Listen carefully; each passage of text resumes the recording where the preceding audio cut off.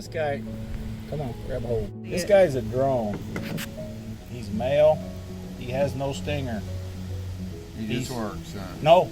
No. He doesn't. He doesn't fetch food. He doesn't get honey. What does he do? When the queen goes out to mate, he chases her. He mates and dies. Oh yeah. That's the only thing he does. And in the winter, before winter, the girls will chase him and all the other drones out. Trying to come out. And they'll die. They won't feed him through the winter. So the hive is all female except for the drones, and the drones have only one purpose in life. They will all sting except for the drones because they can't, to defend the hive. But like right now, they're concerned about other issues. And when their numbers are down, they know it, and they know they get. When you reduce their numbers to a certain point, they just whole attitude changes. They just go from being aggressive, defensive, to just protecting. No, they just. Well, what are you gonna do to us?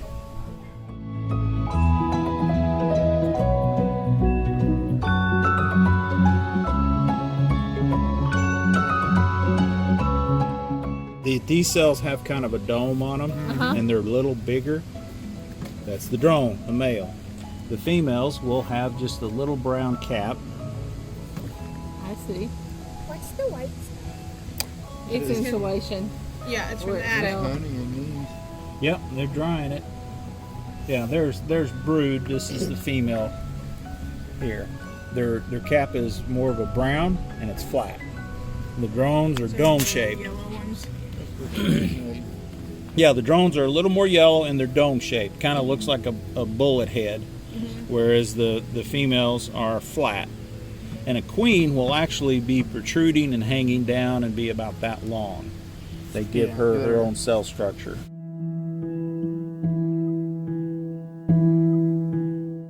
And if there's larvae and eggs in here, they put the royal jelly in there, and the cells are actually, when it's hanging like this, are tilted this way.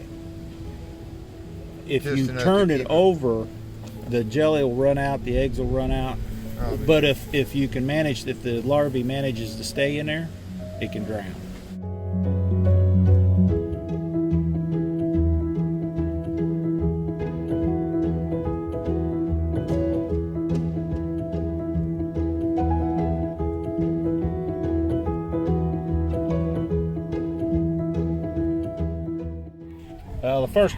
When I first started doing it, I'd get in the hive and I'd just pull them out, flip them over and spin them. I'd want to clean the hide off. I'd take a brush and off. They would be swarming everywhere, and I got nailed all the time. And I learned. Now I pick them up slowly, flip them around. I can do it without gloves. But the smoke hides the alarm pheromone as well. It dilutes it. They can't tell. So even if one comes out and stings you, it leaves a pheromone there marking you as a target, and then all the rest will go towards that pheromone. So if you get stung, take a smoker, smoke it good, rub it good, and that'll pretty much remove you as a target until you're stung again.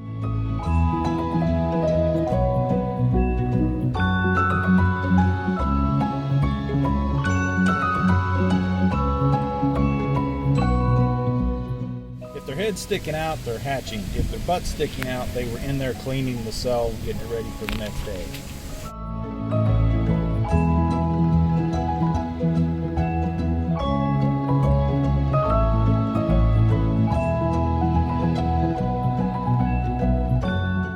This here is just part of a hive.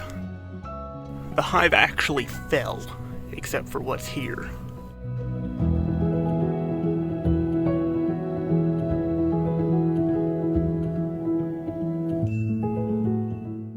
See what's left. This gap is what fell.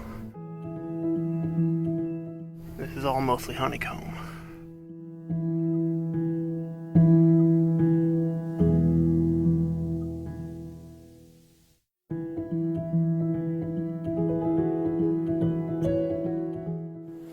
Alright, this hive was queenless and no hope of creating one of their own, so we purchased a queen that was already mated, ready to go. She's in this cage.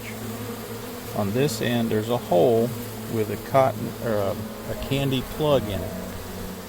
And we leave her in the cage and let the bees eat the candy out.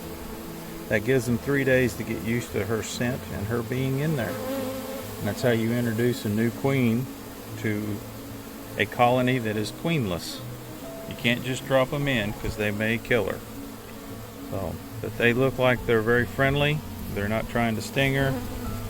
So I'd say as soon as she eats or they eat the rest of this candy plug out, they'll be ready to go.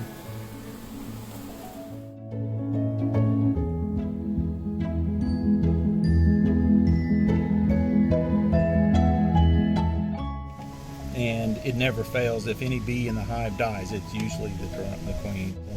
They are now possibly queenless. Which means They're gonna go find a new queen. No, they can't find They one. cannot. They have to raise one, Wow. or I give them one.